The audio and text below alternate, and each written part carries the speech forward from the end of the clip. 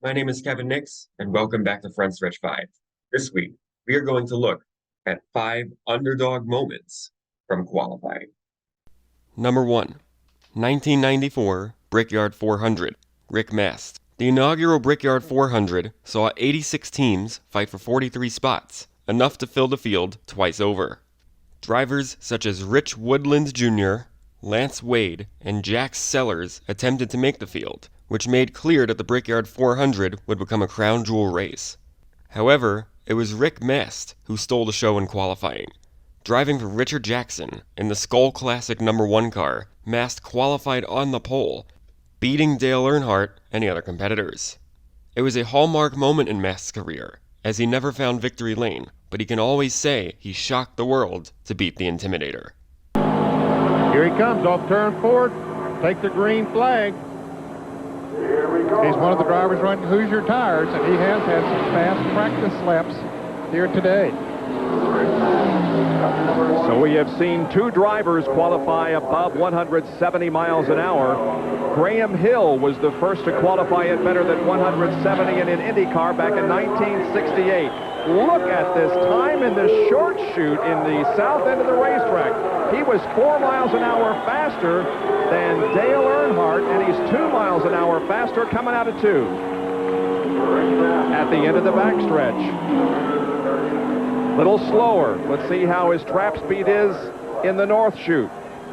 163 for Earnhardt, 165 for Mast. Here he comes. It's going to be close. Hustling to that checkered flag. Mast completes the run. He's 2 miles an hour quicker in turn 4. I think he beat him, Bob. We'll see when the official time comes up. Yes, he did. 172.414, a 52.200 second lap. Well, I'm standing with a man who has waited patiently and now broadens that smile. Rick Mast, has been a long wait, but congratulations. Thus far, you're on the pole. Yeah, it's a guessing game day, Jerry. You know that we started out practicing at 9:30. We practiced, I think, for 3 hours. The track changed, I know, 360 degrees twice. You know, this thing, I don't believe ever had this much rubber on it.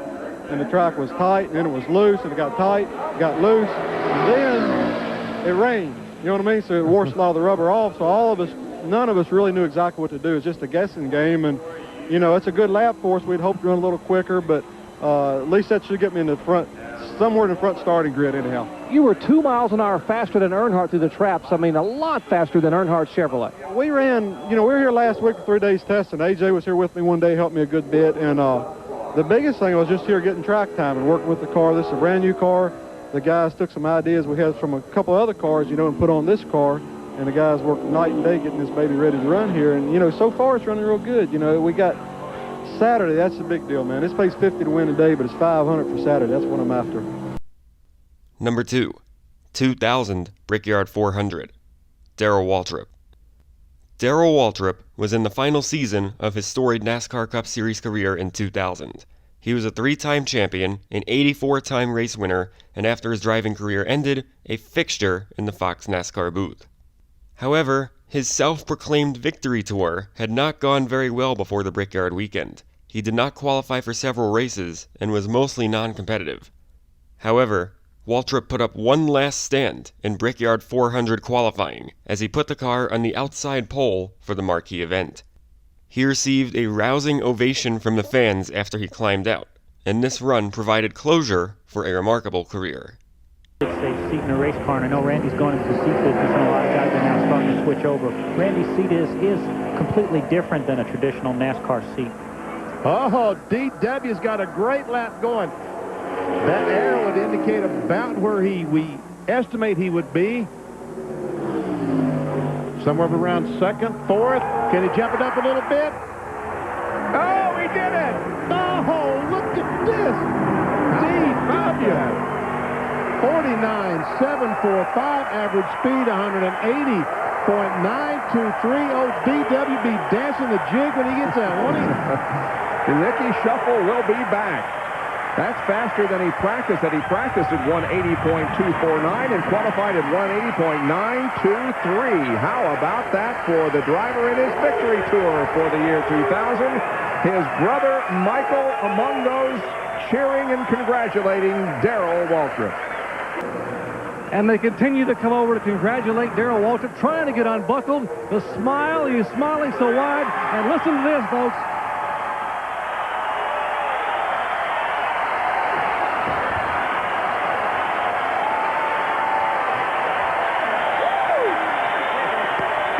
Wow. And they are still screaming and cheering. We're going to back over here and try to back across. We'll bring DW taking a bow here, his final time at Indianapolis Motor Speedway.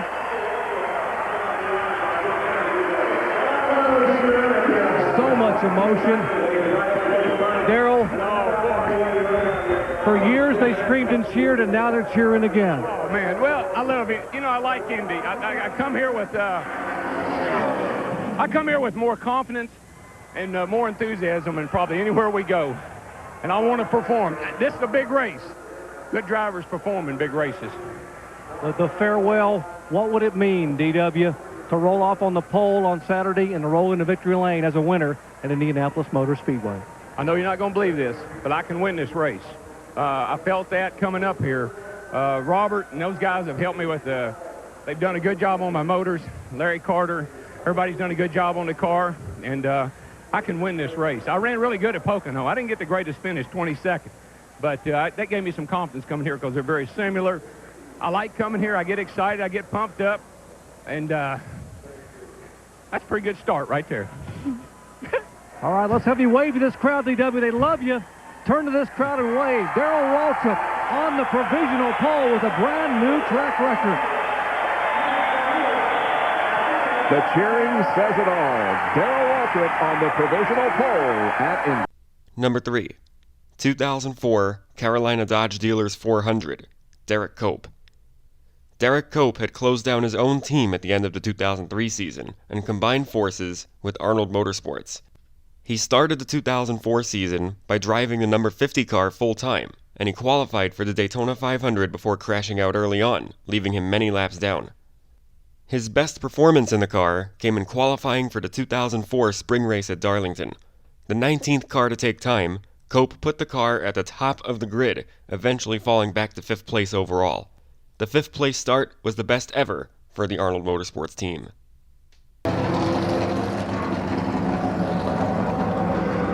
Derek Cope on the racetrack. Casey Kane gets ready to head out. What do you think, Larry? I don't know. I got some more looking to do. We got to do some more checking out. I'm with you. Tell you what, I believe Derek Cope's on a pretty good run right here. Let's see where he's going to. He's on the pole, guys. 28.77. But he practiced good. He practiced good. What about that? Bring it in, Derek. Bring it in now. Yes, sir. Holy cow. Way to go, buddy. And you know who I'm happy for is old Mike Hillman, crew chief. Is Mike the crew chief? Well, that answers it right and you know what? I talked to him this morning, talked to the whole group, and even though no one got the test here, they just felt confident coming here for some reason, and obviously after 19 cars, they have a good reason to. Hey, in case you're wondering, Derek Cope's last Nextel Cup pole was at Charlotte in October of 1998. We'll talk to him when we come back.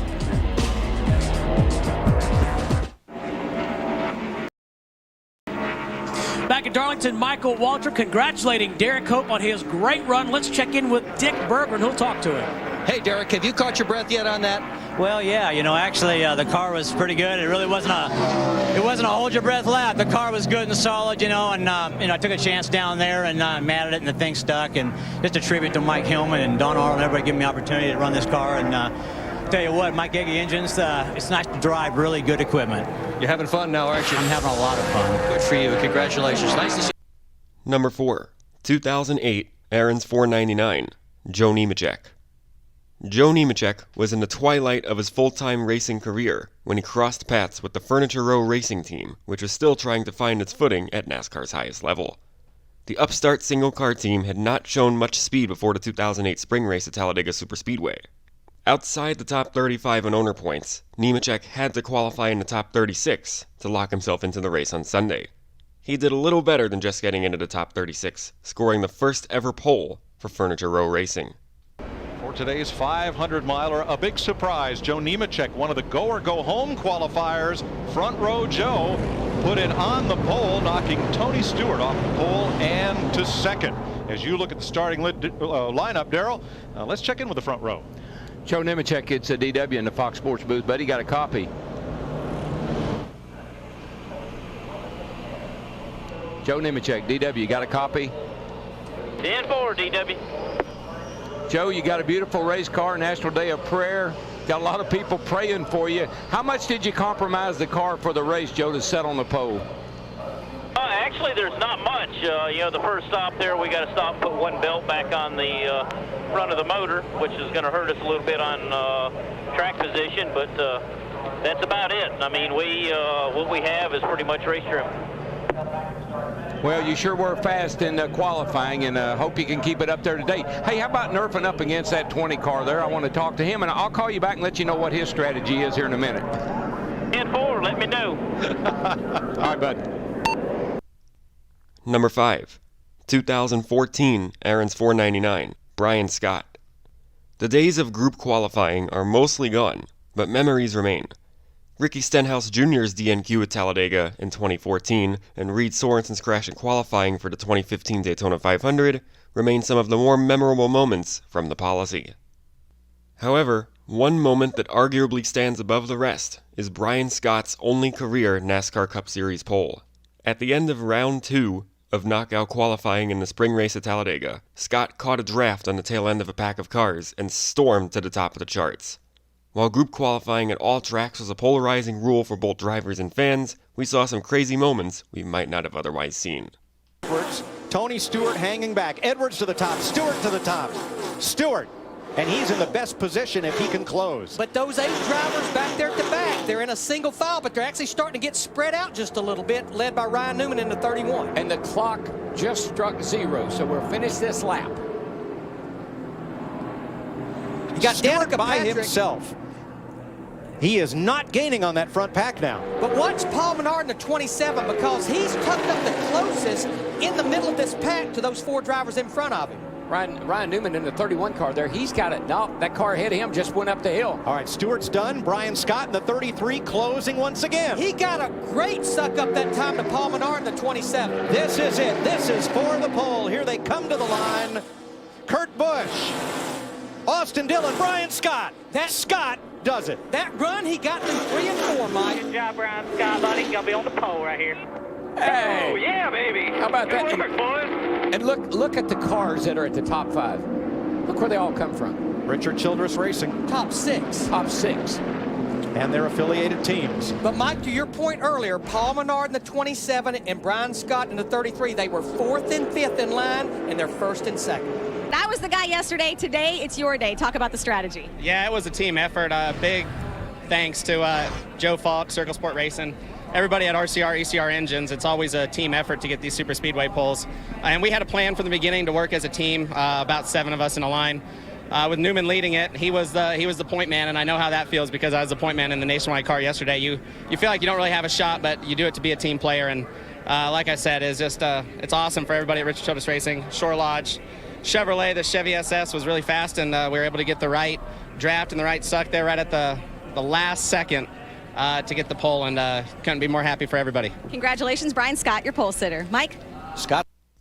Thank you all for watching this edition of Frontstretch 5. If you have any other amazing underdog qualifying moments, feel free to comment below. This is Harrison Burton, driver the number 21. Make sure to hit that subscribe button. Also, check out one of these 2 videos beside me. Visit frontstretch.com for more racing content.